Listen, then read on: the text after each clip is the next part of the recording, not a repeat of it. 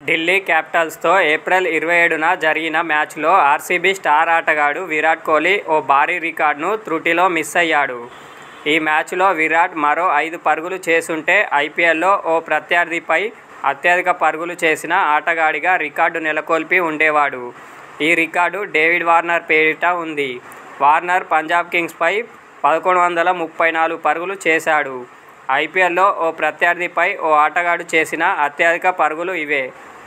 April 27న ఢిల్లీపై చేసిన 51 పరుగులతో ఆ ఫ్రాంచైజీపై విరాట్ చేసిన పరుగుల సంఖ్య 1130 పరుగులకు చేరింది. ఈ మ్యాచ్లో విరాట్ మరో 5 పరుగులు చేసుంటే వార్నర్ రికార్డు బద్దలు కొట్టి కొత్త రికార్డును తన పేరిట లిఖించుకొని ఉండేవాడు. ఈ మ్యాచ్లో విరాట్ 47 బంతుల్లో 4 ఫోర్ల సాయంతో 51 పరుగులు చేసి దుష్మంత చమీరా బౌలింగ్లో మిచెల్ స్టార్క్కు క్యాచ్ ఇచ్చి అవుటయ్యాడు.